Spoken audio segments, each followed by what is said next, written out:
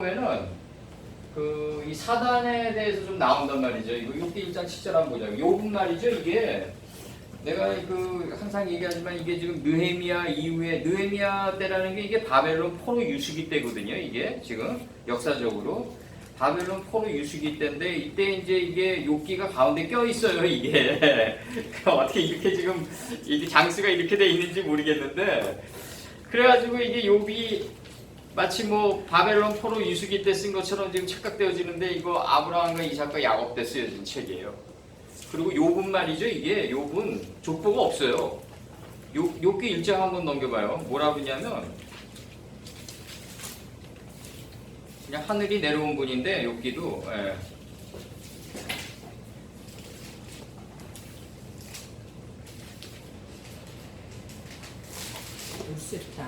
우측 땅에 이게 상담받은 땅에서 이제 욥이라고 하는 욥이라 이름하는 사람이 있었는데 이게 욥이 이제 원수라는 뜻이거든요. 이게 이제 근데 이게 영어로 잡이에요. 이게 욥이 이게 어떻게 잡으로 변했는지 모르겠는데 이게 이제 발음나는 대로 이게 직업이란 말이죠. 이제 직업.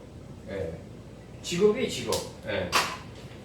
잡이 뭐냐 이러잖아요. 잡이 뭐냐. 그 직업으로 이게 됐어요. 욥이 어떻게. 그러니까 이제 우스 땅에서 우스 땅에 욥이라고 하는 사람이 있었는데 그 사람은 순전하고 정직하여 하나님을 경외하며 악에서 떠난 자더라. 이렇게 돼 있어요. 그 소생은 남자가 7이에요. 이 정결한 짐승 7이고 부정한 짐승 2이 들어오는데 여자가 3이란 말이죠. 이게 이제 여자가 3이란 말이 이제 창세기 1장에서 셋째 날까지 가는 건데 그래서 이제 이게 그 소유물은 양이 적게 된 게 7천이란 말이죠. 이게 이제 7명이 들어간 거예요, 다. 약대가 3천이요, 소가 500결이요, 암나기가 500이며, 종도 많이 있었으니 이 사람은 동방 사람 중에서 가장 큰 자라 이거죠. 이 동방 사람이란 게 이게 뭐냐면, 나중에 이거 내가 암나기, 소 이런 거 다 해드릴게요. 오늘 이거 하는 때가 아니기 때문에 이거 지금 안 하, 이거 굉장히 길어지는데, 이 사람은 동방 사람 중에서 가장 큰 자라 이렇게 얘기한단 말이에요. 이 동방이 뭐냐면요. 그 창세기 5장에 이름 따라가는 사람을 동방이라고 해요.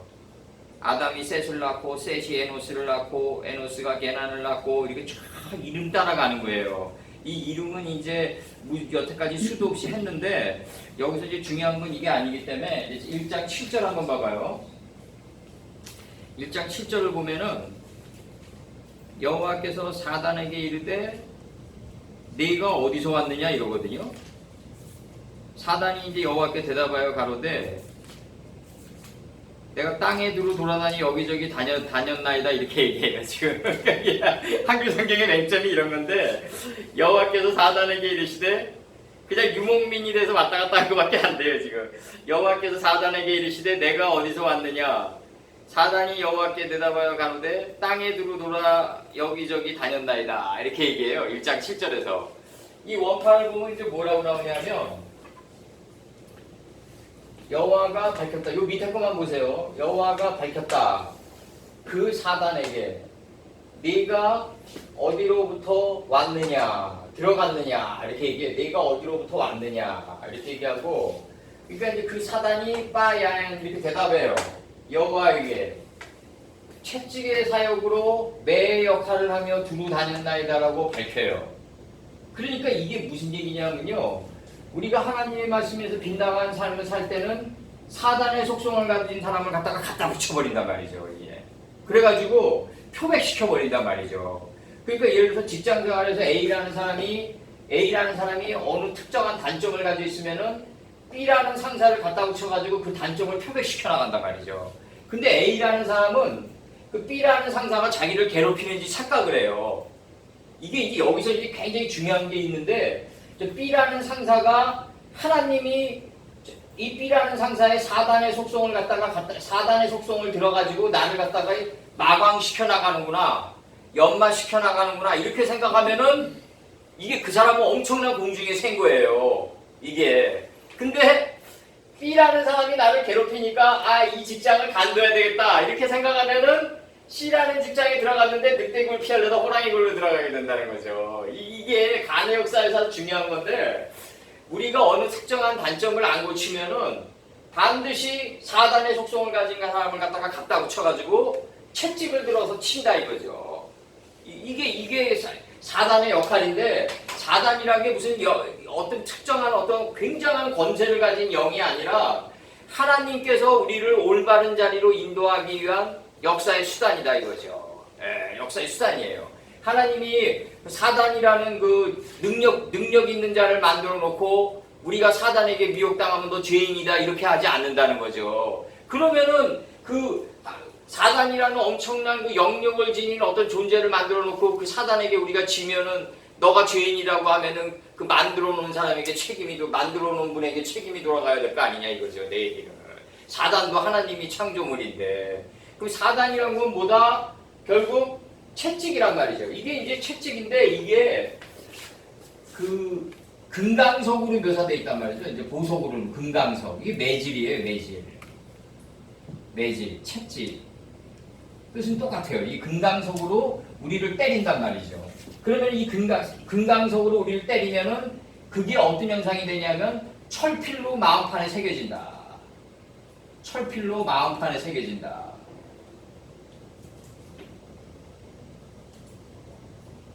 철필로 마음판에 새겨진다. 철필로 마음판에 새겨지기 때문에 우리가 빗나가려고 그럴 때 우리를 막아주는 검이 돼버린다는 거죠, 바로. 아, 이때 내가 이렇게 고생했는데, 아, 이때 내가 이렇게 두드려 맞았는데 이 길을 다시 가면 안 되지. 이런 게 생긴다는 거죠, 바로. 그래서 이사야 10장 26절 한번 봐봐요. 이사야 10장 26절. 이사야 10장 26절을 보면은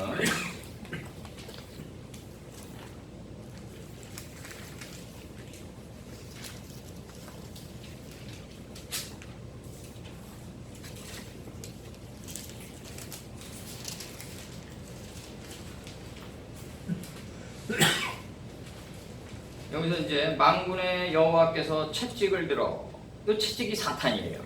예, 여기 사탄이에요. 예. 만군의 여호와께서 채찍을 들어 그를 치시되 오랫반석에서 미디안 사람을 쳐 죽이신 것 같이 하실 것이며 막대기를 드시되 바다를 향하여 애굽에 드신 것 같이 하실 것이라. 이렇게 되면 이제 애굽의 물이 말라버리니까 그날에 사라의 경수가 끊어지는 거랑 다 똑같아요. 그날에 그의 무거운 짐이 내 어깨에서 떠나고 그의 멍에가 내 목에서 벗어지되 기름진 까닭에 멍에가 부러지리라. 이제 우리의 무거운 이제 삶의 고단한 짐이 다 없어져 버린단 말이죠. 그 사단의 역할이란 건 뭐다? 우리를 존재를 가볍게 해주고 멍에를 벗기기 위해서 사단을 들어서 사용하는 거예요. 뒷문장에 해석하는 거예요. 26절에서 여호와께서 채찍을 들어 그를 치시되 오랫반석에서 미디안 사람을 쳐 죽인 것 같이 하실 것이며 막대기를 드시되 바다를 향하여 애굽에 드신 것 같이 하실 것이라.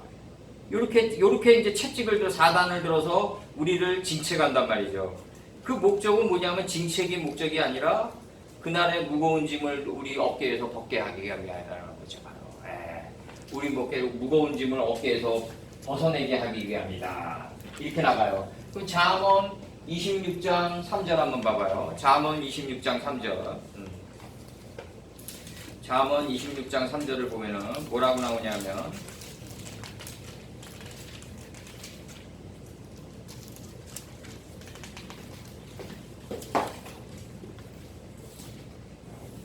잠언 26장 3절. 말에게는 채찍이요 나귀에게는 자갈이요 미련한 자의 등에는 막대기라. 요 이제 우리가 이제 말로 비유돼가지고 이제 채찍으로 우리를 바로잡아 나가는 거예요. 이제 여기서 채찍이 사탄이에요. 그러니까 이게 지금 우리가 그 여기서 여호와가 밝혔다 사단에게 어디로부터 내가 왔느냐. 사단이 대답했다 여호와에게 채찍의 사역으로부터 매의 역할을 하며 두루 다녔나이다. 어디서 매의 역할을 하냐면 그 토대 안에서 그녀 안에서, 이 그녀라는 게 우리 피조물을 가리켜가지고 우리 땅이에요. 마음 땅이에요. 그 땅 안에서 자신이 두루 다녔나이다. 걸어 다녔나이다. 자신이 두루 다녔나이다. 토대 안에서 채찍의 사역으로 두루 돌아다녔나이다 라고 밝혀요. 그러니까 우리를 징책하기 위해서, 징책의 사역을 하기 위해서 사단은 우리 마음 땅에서 두루 다니는 거예요. 지금 이렇게. 우리 땅에서 다닌다. 그러니까 여기 3인칭 단수 여성이 붙는 거는 뭐냐면 모든 피조물에게 이게 이제 붙는 거라고요. 이 채찍을 역할을 하면서 우리를 갖다가 그릇된 잘못된 사고방식과 잘못된 가치관과 잘못된 습관을 갖다 진책을 하는데, 문제는 뭐냐면 방주는 이제 간들로 막는다고 내가 얘기했잖아요. 인간이라고. 내가 항상 방주는 간들로 막고라고 이게 돼 있단 말이에요. 인간이라고. 그러면은 이게 이제 간의 역사에서 펼쳐지는데, 이 간을 갖다 붙이는데 사단의 영을 갖다 가진 사람을 갖다 붙인다 이거죠. 바로 이게 간이 굉장히 중요한데, 이 사람을 인해서 인간으로 만들기 위해서 A라는 사람에게 채찍을 들어서 사용하는데, 이 B라는 사람을 갖다 붙이는데, 이 B라는 사람이 이 사람을 갖다가 내가 올바른 곳으로 인도해야 되겠다고 해서 괴롭히는 게 아니라, 이 사람의 안 좋은 속성을 갖다가 이 사람을 갖다가 징계시키는 채찍으로 활용한다 이거죠. 바로 그러니까 A라는 사람을 질책하기 위해서 B라는 상사를 갖다 붙이는데, B라는 상사는 이 사람을 올바른 곳으로 인도해야 되겠다는 사명감에 의해서 괴롭히는 게 아니라 나쁜 속성을 가지고 괴롭히게 된다는 거죠. 그렇게 되면은 그 A라는 사람이 이게 여기서 마감되어 나가는데, 이 지면에서 쓸어버리는 역사가 나오는데, 이 마감되어 나갈 때 이 A라는 사람은 두 가지 행동을 취할 수밖에 없다는 거죠. 이 상사를 피해서 다른 직장으로 가든지, 아니면 여기서 저 사람이 왜 내 앞에 세트돼 있을까? 저 사람이 왜 내 앞에 세트돼 있을까? 내 단점을 갖다가 표백시키기 위해서 하나님이 세트시켜놓은 존재구나. 이렇게 생각하면서 자기 자신을 돌아보면서 맴돌아 나가든지 둘 중에 하나인데, 하나님이 바라시는 삶의 걸음걸이는 아마 내가 보기에는 이 사람과 A라는 사람이 이 사람의 악한 속성마저도 자기 자신을 돌아보면서 솔선수범하면서 올바른 자세로 변화되면서 이 사람의 악한 속성마저도 잠재울 수 있는 그러한 단계로 가는 걸 바랄 거예요. 아마 이게 라반의 밑에서 이제 야곱이 7년 이제 종살이를 하는 것을 77절이 이루어지는 거예요. 라반이 뭐다? 표백절이다. 표백시키다다. 이게 레바논이에요. 라반이 레바논의 어근이에요. 그래서 이 라반이 야곱을 갖다가 표백시켜 나가는데 7번 3번 한다.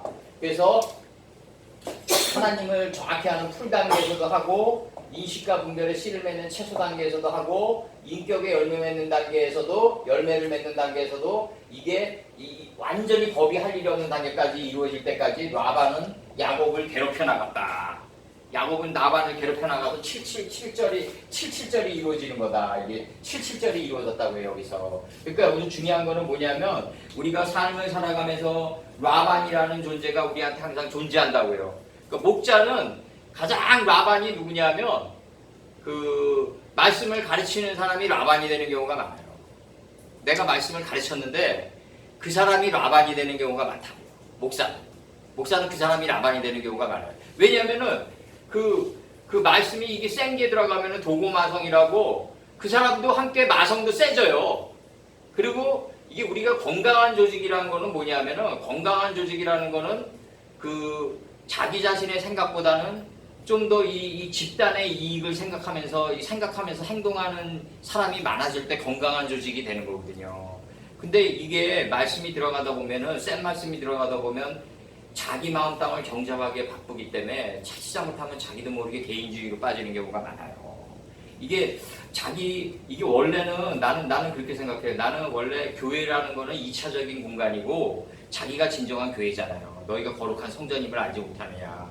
그럼 여기서 말씀을 받으면은 각자가 그 말씀을 받아가지고 일주일 동안 자기가 자기 직장에서 최선을 다할 때 그 말씀이 이제 주인이 돼서 가기를 바라는 거죠, 제가.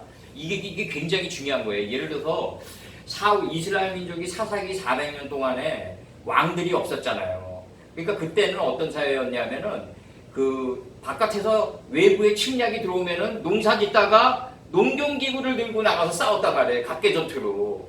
그러다 보니까 맨날 전쟁에서 실패하니까 사사기 때를 지나면서 암흑기를 지나면서 이스라엘에게 왕을 갖다 요청한단 말이에요. 하나님에게 왕을 요청하는데 하나님이 거기서 뭐라고 그러시냐면, 내가 너희들의 왕인데 특별히 왕이 필요하냐, 이렇게 얘기하신단 말이에요. 내가 너희들의 왕인데 특별히 이 세상 대통령이 필요하냐 이거죠. 오늘날 문재인이가 과연 필요하냐. 근데 이 문제를 일주일 동안에 가끔씩 생각나더라고요. 이 사사기 때 지금 이 순간이 내가 너희들의 왕이다. 내가 말씀이 돼가지고 너희들을 갖다가 삶을 궁극적으로 인도해 가는데 지금 정부라는 이게 필요하냐 이거죠, 과연. 잘못하면 아나키스트적인 발언이 나오는데 이게 당신 무정부주의자 아니냐 그러는데 그게 아니라 내가 이 일주일 동안에 이 말씀이 지금 들어가면은 일주일 동안에 왕이 누구여야 되냐면 말씀이 왕이 돼서 그 사람을 끌고 가야 돼요. 정부의 정책이 왕이 돼서 끌고 가는 게 아니라 이게 굉장히 중요한 거라고요. 물론 우리가 사업을 하면서 정부로부터 나오는 경제정책이라든가 이런 것들이 중요한 자기 왕같이 착각되어질 수가 있어요. 그러나 하나님의 말씀을 왕으로 섬기면서 가다 보면 정부의 정책도 자기에게 우호적인 쪽으로 다 바뀌어버려요. 이게 자기가 하나님의 말씀을 진정으로 왕으로 섬기지 않고 자기 생각의 속성대로 간다면은 이 정부처럼 사탄이 어디냐고요. 오늘날 리오야단이 국가 아니에요. 국가. 레비아단. 리오야단이 국가론이에요. 홉스에. 그렇게 변했어요. 리오야단이 국가고 정부로 변해가는데 이 정부처럼 세금을 많이 뜯어내려가고 정부처럼 온갖 그냥 세금으로 우리를 올가놓는 그러한 이 OECD 국가 중에서 넘버원이에요. 우리나라가. 세금으로 넘버원이에요. 정말. 그리고 또 교회는 교회대로 또 얼마나 천번째 건축원금이니 뭐 이래가지고 온갖 것들 세금을 만들어가지고 또 성도들에게 뜯어가나요. 교회는 교회대로 뜯어가고 또 정부는 정부대로 뜯어가고 이런 판국이란 말이죠. 그러니까 여기서 우리가 중요한 거는 뭐냐면 내가 진정으로 사단에게 매질을 안 당하려면 눈이 밝아야 되는데 이게 이제 눈이 밝아야 된단 말이죠. 내가 눈이 밝아서 가야 되는데 그러려면 어떻게 가야 되냐면 사사기 암흑기 동안에 하나님이 우리에게 내려줬던 명령이 있단 말이죠. 내가 너희들의 왕이다. 이게 굉장히 중요한 거예요. 내가 너희들의 왕이다. 내가 말씀이 돼서 너희들 하나하나를 궁극적으로 애굽에서 빼내가지고 너희들을 궁극적으로 삶의 발걸음을 인도해 갈 텐데 왜 특별한 왕을 하나 세우냐. 그러면 이 왕이란 게 왜 세워졌냐면 외부의 전쟁이 침입이 있다 보니까 군대가 필요하거든요. 그러니까 군대가 필요하니까 이 군대를 움직일 수 있는 정부가 필요하고 정부가 군대를 운영하려고 하다 보니까 세금을 뜯어가지고 운영했단 말이죠. 이게 모든 국가의 다 원칙이었어요. 그러다 보니까 국민들은 노역에 시달리고 오늘날까지도 지금 이런 현상이 빚어지고 있단 말이죠. 그러면 우리들의 진정한 왕이 누구냐? 결국 사단이냐? 아니면은 하나님이냐? 결국 하나님의 말씀이냐? 우리 하나님의 말씀이 일주일 동안에 나를 궁극적으로 살린다는 그 믿음이 있어야 된다는 거죠. 이게 확고해야 돼요. 하나님의 말씀이 우리가 교회에서 말씀을 받았으면 교회라는 거는 말씀을 받는 그냥 공간에 불과한 거고 진정으로 하나님을 왕으로 섬기면서 가야 되는 내 마음의 공간이 교회 아니냐 이거죠. 내 얘기는. 진정한 교회가 그거란 말이죠. 각자가 하나님의 말씀을 받았으면 하나님의 말씀을 왕으로 섬기면서 갈 수 있는 그 한 존재들이 다 거룩한 성전이라는 거죠. 내가 얘기하는. 거기에서 우리가 정부나 이러한 정책이란 이런 것들은 의미가 없어요. 엄밀히 따지면 내가 하나님의 말씀을 올바로 섬기면 국회의원이 무슨 필요 있냐 이거죠. 국회라는 거는 입법기구인데 이 입법기구라는 게 뭐냐면은 범죄를 저지르면은 예를 들어서 10년이 지나면 공소시효가 있단 말이에요. 이런 엉터리 법들이 어딨냐고요.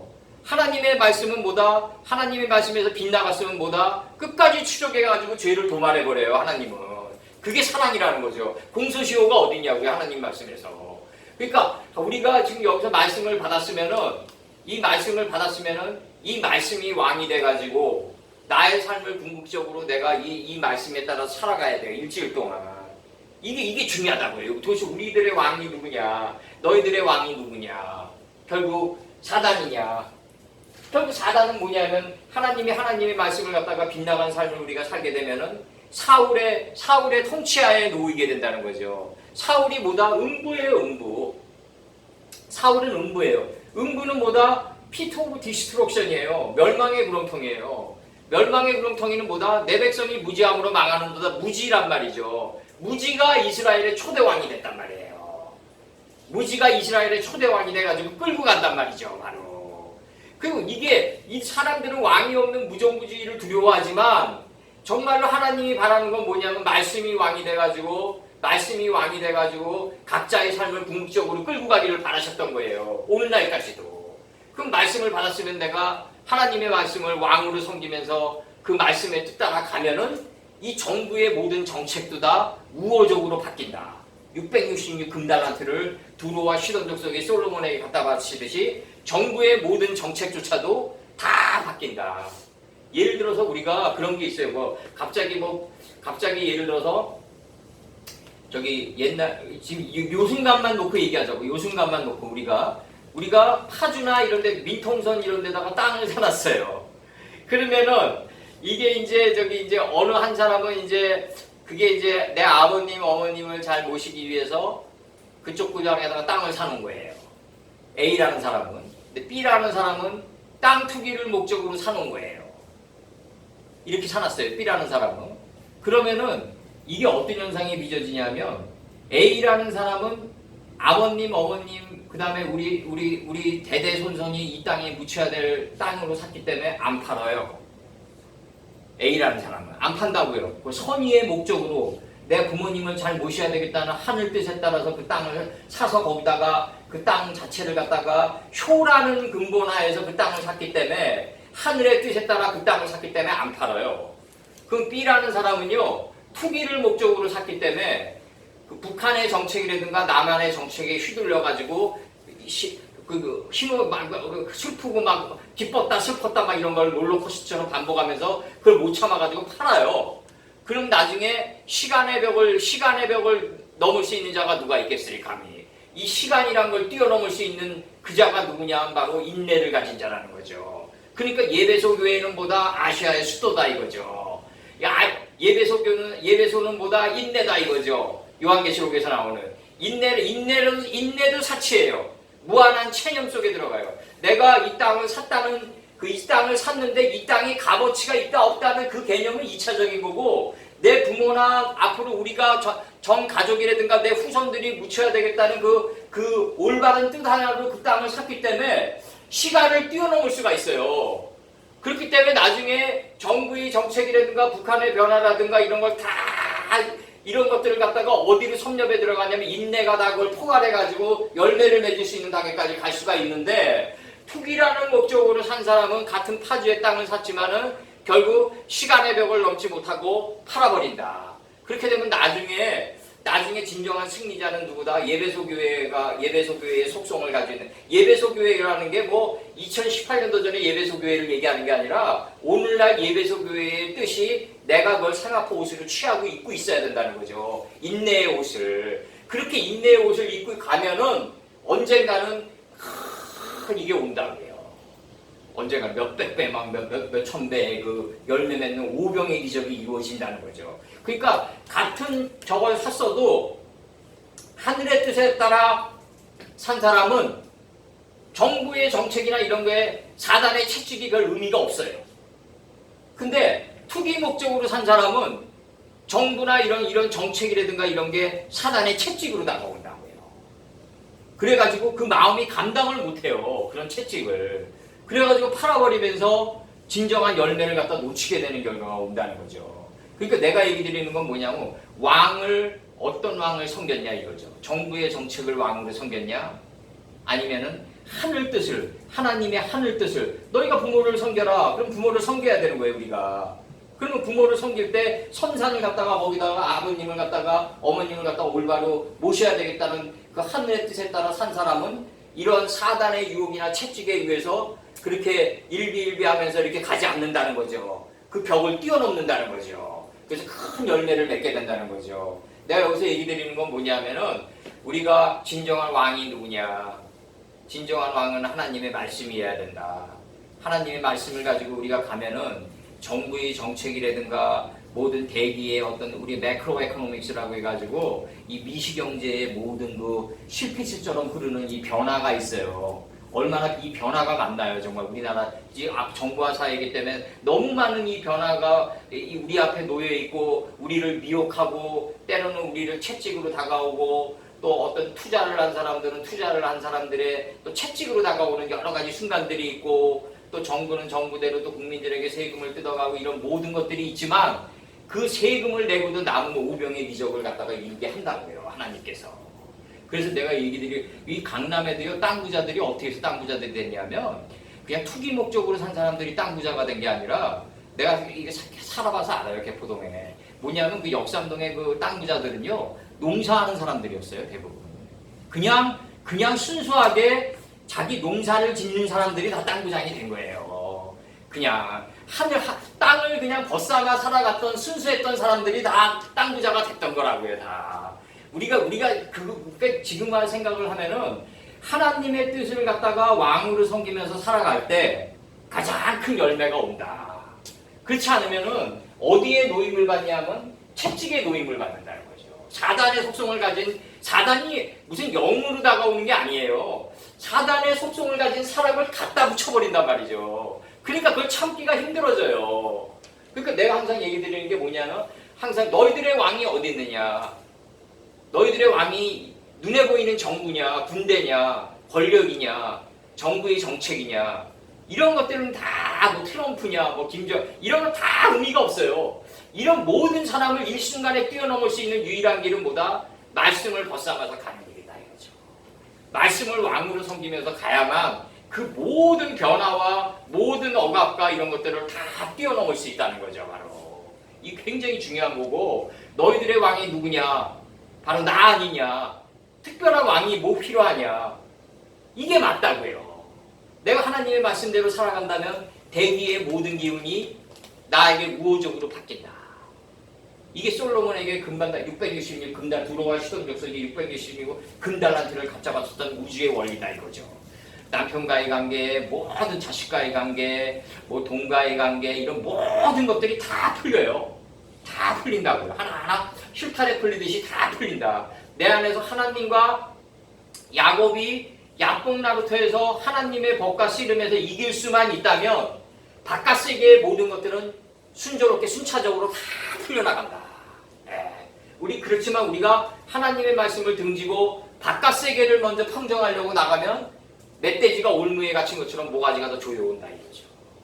점점 조여와요. 우리 상황이. 그래서 내가 얘기 드리는 건 뭐냐면 말씀이 없고 안에 지혜가 없는 자에게는 정부의 정책이라든가 이런 것들이 굉장히 아주 힘들 거예요. 사실 우리나라 부동산 투기를 누가 일으켰나요? 정부가 조장한 거 아니에요. 정부가 저금리로 해가지고 그래서 한국은행이 콜금리를 낮춰가지고 시중은행에 돈을 주고 시중은행은 그걸 바람을 잡아가지고 그냥 막 땅 투기를 하게끔 만든 거는 과천 밑에 사람들이란 말이에요. 경기계획부 사람들이란 말이에요. 이제 와가지고 이게 공실률이 높아지고 이러니까 막 지금 문제가 생기고 빈집들이 늘어나고 막 이러니까 이 빈집들이 왜 늘어나냐. 집을 3-4개씩 빚내가지고 산 사람들이 결국 그 원인이 됐던 거예요. 이렇게 지금 빈집들이 늘어나는데 유령 마을이 생기고 막 이러는데 앞으로 더 생길 거예요 아마. 그리고 정부가 그 임금 인상을 해버리니까 젊은이들은 취직도 못해요 지금. 밤에 쓰지도 않아요. 밤에 누굴 쓰질 않아요. 인건비가 안 나오기 때문에. 그 무지한 사람들은 당하는 거예요. 그러나 하나님의 말씀을 쫓는 자들은 그런 것과 영향 없이 여기 계신 분들 봐봐요. 정부가 어떤 정책이라든가 보임금이라든가 이런 걸 떠나가지고 하나님은 우리를 살게 하신단 말이죠. 그런 거와 상관없이 살게 하셔요. 자신들을 한번 돌이켜봐봐요. 그래서 순간의 위협은 느낄 수 있지만 하나님이 우리를 안 살게 한 게 뭐 있냐고요. 정말 굶겼냐고요. 정말 뭐 좋은 옷을 못 입게 했냐고요. 다 남들보다 풍족하게 했어요. 정말 뒤돌아보고 개인의 삶을 돌이켜봐봐요. 한번. 하나님이 우리들에게 안 해주신 게 없어요. 말씀대로만 살면은 더 해주신다 이거죠. 에브라임 문화세의 축복이 온다. 그러니까 내가 얘기 드리는 건 뭐냐면 이게 사울에게 사무엘이 끝으로 얘기하는데 사울에게 너희들은 아말렉 족속을 제거하라고 그래요. 근데 이거 옛날에도 얘기했어요. 아말렉이 뭐냐면 자기 생각이에요. 사사기 때 이스라엘의 왕이 없으므로 자기 생각과 소견대로 이들이 살아갔다.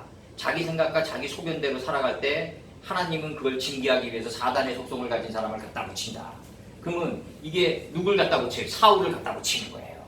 그래서 그냥 엄청난 학정이 이루어지는 거래. 사울에게 뭐라고 하냐? 아말렉 족속을 제거하라고 그러니까 왜 제거해야 됩니까? 그러니까 그때 사울은 뭐냐면 그 2딸의 결혼식을 앞두고 있었고 12지파의 통합을 앞두고 있었어요. 이때 또다시 아말렉을 제거하라고 그러니까 이제 전쟁에 내가 지쳤나이다 이런다고요. 전쟁에 내가 자기 생각과 싸우는데 지치는 거죠. 아말렉이 자기 생각인데 자기 소견인데 그러니까 사울이 이제 지쳤다고 그런다고요. 더 이상 전쟁을 할 수 있는 힘이 없나이다. 왜 그러시나이까? 그러니까 너희가 애굽에서 나올 때 아말렉 족속이 너희를 괴롭힌 것을 내가 오늘날 기억하노라 그래요. 사무엘에게 그걸 명령을 내려요. 그 언제적 얘기인데 여호와께서 아직도 그걸 기억하십니까? 이런다고요. 그러니까 언제적 얘기인데 지금 모세 선친이 지금 애굽에서 출애굽할 때가 언제적인데 그때 괴롭혔던 아말렉을 갖다가 오늘날 이렇게 조그맣게 미진한 세력으로 남아있는 아말렉 족속을 제거하라고 그럽니까? 그 제거하라고 그러는데 뭐 안 제거해요. 안 제거하는 게 이게 다윗에게 왕권이 넘어가는 빌미가 되는 거예요. 이제 이게 뭐냐면 사울이 자기 생각으로 얘기한다고요. 이게 뭐냐면 모세가 손을 높이 드니까 단창을 높이 들어요. 말씀의 단창을 높이 드니까 자기 생각을 이겨요. 아말렉을. 모세가 이제 하나님의 말씀대로 안 살고 이제 자기 생각대로 살려니까 아말렉이 이겨요. 이 손을 내리면 아말렉이 이기고 하나님의 말씀의 단창을 높이 들면은 이제 자기 생각이 죽어가요. 막내의 자리로, 점의 자리로 손을 대가요. 그러니까 이게 뭐냐, 하나님의 말씀대로 우리가 안 살고 하나님의 말씀의 단창을 높이 들지 않고 내리게 되면, 버리게 되면, 첫사랑의 언약을 버리게 되면 하나님은 누굴 갖다 붙인다? 사단을 갖다 붙인다. 이게 그래서 우리가 왕을 섬겨야 되는데 그 왕이 누구냐 이거예요. 바로 그 왕이 바로 하나님의 말씀이어야 된다. 그리고 하나님의 말씀대로 살아가다 보면 여섯째 날에서 그 토대에서 기어가는 짐승, 생명체가 되다 보면 모든 우주의 대기의 모든 기운은 다 자기에게 우호적으로 바뀐다. 정부마저도 하나님은 하수인으로 만들어가지고 정부의 정책마저도 우리가 여기 계신 분들이 살아가는데 유용하게끔 정책을 만들어서 그렇게 펼쳐놔요. 세트시켜놔요. 그 정도로 권세가가 하나님이라고 해요. 바로 진정한 왕이 누구냐? 바로 하나님의 말씀이다. 특히 사업하시는 분들이 주의해야 될 거는 당장의 이득에 위해서 사업적인 선택을 하면 안 된다는 거죠. 내가 지난날에 이렇게 광야 40년을 돌아오는 모든 역사와 이 노정을 보면요, 대부분 내가 광야 40년 길에서 채찍을 맞은 경우가 뭐냐면 하나님의 말씀대로 하나님의 말씀에 그 단창을 높이 든 걸 내렸을 때 아말렉이 올라와서 내 생각대로 살아갔을 때 이 채찍을 맞았다는 거죠. 100%예요. 이거는 여기 계신 모든 분들이 다 똑같이 물들이 적용돼 들어갈 거예요. 물은 네모나 세모나 동그라미나 꽉 차요. 하나님의 말씀은 물이기 때문에 빈틈없이 차 들어간다고요. 이게 하나님의 말씀이 이게 있어요. 이 또랑이 있으면요, 하나 물이 흐르다가 이 또랑이 있으면요, 이걸 다 메꾸고 다시 흘러요. 그러면 이 안에 있는 뜬물이 다 뜨는 거예요. 하나님의 말씀이 이렇게 일자로 해가지고 이렇게 쫙 물이 흘러가지가 않아요. 아스팔트 길 흘러가듯이 흘러가는 게 아니라 가다가 웅덩이가 있으면 이걸 다 메꾸고 나간다는 거죠. 이게 고통스럽다는 거죠. 이게 바로 이게 고통스럽고, 그럼 육신을 가지고 있는 우리가 여기서 안 된다. 그럼 육신을 가지고 있으니까 이런 고통이 온다. 천만에요. 인간은 물질의 규정이 아니라 정신의 규정이기 때문에 육신이 없어져도 이러한 삶은 계속되는 거예요. 여기서 끝내야 된다고요. 육신을 가지고 있을 때 끝내야 된다는 거죠. 바로 왜냐하면 지옥이란 게 왜 지옥이냐면 영생이란 게 있죠. 하나님의 말씀을 안 믿으면 영생이 그게 아니에요. 영원히 인간은 죽지 않는데 누구나 다 영원히 타들어간다는 거죠. 영생에서 타들어간다는 거죠. 인간은 누구나 안 죽어요. 안 죽는데 육신이 단지 사라져갈 뿐인데 영원히 안 죽는 가운데 타들어가는 이 마음자리가 바로 지옥이라고 해요. 바로 내가 어떤 식으로 영생하느냐가 중요한 거지 영생이 중요한 게 아니라고요. 지금 교회에서는 자꾸 영생을 얘기하는데 영생이 중요한 게 아니라 지금 내가 어떤 식으로 살아가냐가 중요하잖아요. 육신을 가지고 있었을 때도 마찬가지예요. 육신이 없었을 때도 어떤 식으로 영생하냐가 중요한 거예요. 내가 타들어가는 영생이냐 아니면 내가 법이 나를 송사할 수 없을 정도의 안식에 들어간 영생이냐, 이게 중요한 거죠. 내가 저 물통을 훔친다는 마음이 없는데 도둑질하지 말라는 법이 나를 송사할 수 있겠냐고요. 봐요. 내가 핸드폰을 훔친다는 마음이 없는데 도둑질하지 말라는 법 하나 떨어지는 거 아니에요. 나를 송사하지 못한다는 거죠. 내 마음판에 지진이 안 일어난다고요. 그러니까 내가 믿는 자나 안 믿는 자나 다 영생하는데 어떤 식의 영생이냐가 중요하다는 거죠. 그걸 뭘로 증명하냐? 여기서 육신을 가지고 있는 상태에서 어떤 식으로 살아가냐가 중요한 거 아니에요, 우리가. 예? 지금 여기서 마음이 평안하고 하나님의 말씀을 올바로 지키고 마음이 평안해가지고 내가 이렇게 가는 삶이 이 삶이냐? 아니면 내가 육신을 가지고 있는 상태에서도 밤에도 그 마음이 타지 못하고 불안해하는 그 육신을 가지고 있는 삶이냐? 이거는 육신이 없어지건 있건 그게 무슨 상관이 있어요? 계속 가는 건데 용시엔인데 무한한 반복의 세계로 들어가는 건데 둘째 날로 들어가는 건데 내가 얘기 드리는 건 뭐냐면 영생은 누구나 다 안다. 그러나 어떤 식의 영생이냐가 중요하다. 누구나 다 올람의 세계로 들어간다. 하나님은 사랑이시기 때문에 하나님을 안 믿는 자도 죽여서라도 또 데려간다고요. 또 다른 또 용시행이에 또 하늘이 있다고요. 여기서 끝내야 돼요. 육신을 가지고 있는 여기서 끝내는 게 요한계시록에서 나오는 보다 첫 번째 부활이다. 그게 여기서 끝내야 돼요. 여기서 살아서 죽어야 돼요. 육신을 가지고 있는 동안에 살아서 죽어야 돼요. 우리가 그 살아서 죽는 공간이 뭐다? 바로 욥이라는 공간이다. 직업이라는. 직업 속에서 우리는 살아서 죽어가는 법을 배우는 거다. 그럼 백수는 직업이 없다. 아, 그것도 직업이에요. 백수는 직업이 아니라고 생각하는데 백수도 직업이에요. 왜? 시간을 죽이고 자기가 타들어가는 직업이에요.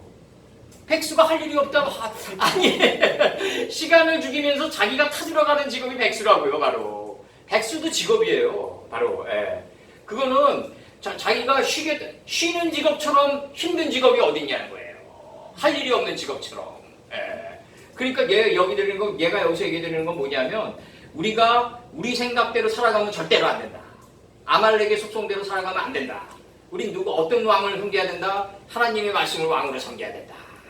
그랬을 때 우주의 대기의 모든 기운은 다 나에게 우호적으로 바뀐다. 나를 중심으로 바뀐다 이거죠. 왜냐하면 내가 하나님을 모시고 하나님과 함께 걸어다니기 때문에 사단과 함께 걸어다니는 게 아니라 내가 하나님의 말씀과 함께 걸어다니기 때문에 에녹처럼 에녹은 없다. 창세기 5장 24절 에녹은 없어요. 에녹이 이 세상에 없는 거예요. 왜 없을까요? 하나님의 말씀의 본체와 함께 걸어다녔기 때문에 없는 거예요. 하나님의 말씀과 함께 걸어다니면 하나님이 우주의 중심이기 때문에 내가 하나님과 함께 걸어다니는 대기의 모든 기운이 나에게 우호적으로 다 바뀐다. 그래서 우리가 여기서 중요한 거는 뭐냐면 채찍을 들맞는 삶을 살자. 그리고 사도 바울이 나는 날마다 죽고 날마다 산다 이거죠. 그럼 날마다 죽고 날마다 사는 삶이 날마다 죽는 삶은 이제는 적어져야 될 거 아니에요. 갈수록 이게 늘어나면 안 되잖아요. 그리고 우리가 항상 얘기하지만 그 현대 기독교가 그 12사도님들이 만들어 놓은 그 도구마에 많이 빠져 있다고요. 오순절에 뭐 성령의 불이 내리고 마침 미문에 앉아있는 안진뱅이가 말씀으로 일어나라 하니까 일어나고 말씀으로 일어나는 게 전인생이 걸리는 문제란 말이에요.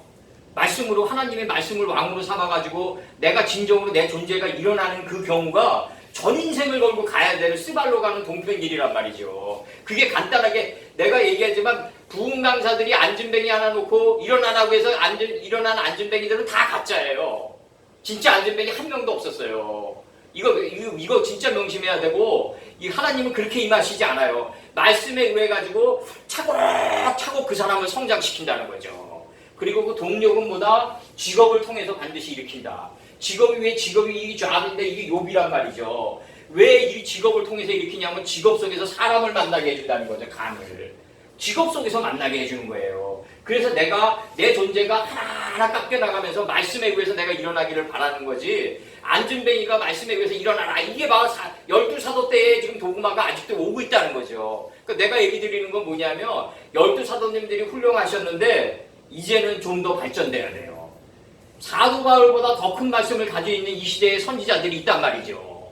그걸 인정해야 돼요. 그걸 인정 못하면요. 사도 바울의 말씀도 훌륭하셨지만 그거보다 더 깊고 더 넓은 장과 강을 펼친 선지자들이 이 시대에 있단 말이죠. 그래야지 하나님을 그게 진정으로 믿는 자세지 2018년도 전에 12사도들이 말씀해 놓은 걸 그 수준에 머물러 있으면 안 된단 말이에요. 왜냐하면 그 수준에 머물러 그 수준이란 건 뭐냐면 노마 시대 때 도망 다니면서 쓴 글들이란 말이에요. 얼마나 그 공부를 많이 했겠어요. 그러다 보니까 하나님이 부족한 면을 갖다가 신의 은사로 내렸을 거예요. 아마 안진뱅이를 일어서게 하는 기적도 일어났고 정말 성령의 오순절에 불이 내려가지고 불치병이 낫고 이랬던 시절이 있었을 거예요. 그러나 예수님 이후에 이제 이 시대는 어떤 시대냐? 이제는 말씀으로 날마다 죽고 날마다 살고 날마다 일어서는 진정한 우리 단계적으로 받는 진정한 말씀에 의해서 삶 속에서 일어서는 그러한 삶을 바라지 하나님이 갑자기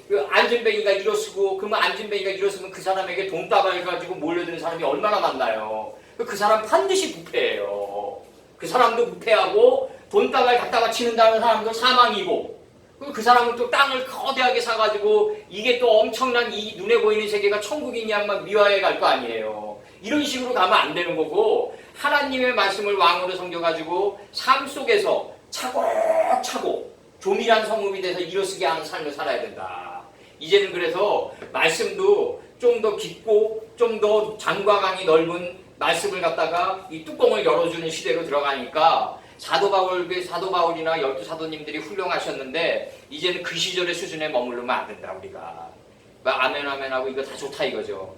그리고 막 우리 당회장 이런 거 다 좋아요. 그 말씀을 올바로 들어가면요 그 당회장의 단점이 보여야 돼요. 그리고 저 사람도 미물이다. 그렇지만 저 사람도 미물이지만 그래도 저 사람이 말씀과 하나가 되려고 노력하는구나. 이 선에서 떼지어가는 게 가장 건강한 조직이에요. 우리 당회장이 최고다고 하는 조직이 건강한 조직이 아니라 저 사람도 말씀을 전하지만 저 사람도 미물이고 단점이 많구나. 그렇지만 저 사람도 말씀에 의해서 하나가 되려고 몸부림치고 노력해 가는구나. 저 사람의 단점이 내 단점일 수도 있다. 요 선에서 가는 게 가장 건강한 조직이다. 내가 생각합니다. 그리고 이 채찍은보다 우리가 되도록이면 사단의 노임을 받지 말자. 되도록이면 이런 삶을 좀 덜 적어가자. 그리고 항상 왕은 경제의 모든 정책은 뭐다? 하나님 말씀 안에 다 들어가 있어요. 다 들어가 있어요. 경제의 모든 정책과 경제라는 것도 사람이 움직이는 거 아니에요. 사람 속에서 들어가는 게 경제잖아요. 실물 경제가. 그러면 다 간의 역사에서 있고 다 채찍을 들어가는 역사에 있고 라반이 누구냐는 다 우리가 알 수 있는 거라는 거죠. 그래서 우리가 여기서 중요한 거는 뭐냐면 하나님의 말씀대로 우리가 살다 보면 다 하나님의 채찍, 사단의 이러한 채찍들은 점점 소멸돼 간다. 소멸돼 간다. 그래서 여기서 하나님의 말씀을 왕으로 섬기면서 살아가자. 그렇게 살아가자. 진정한 정부다. 하늘나라가 진정한 정부다.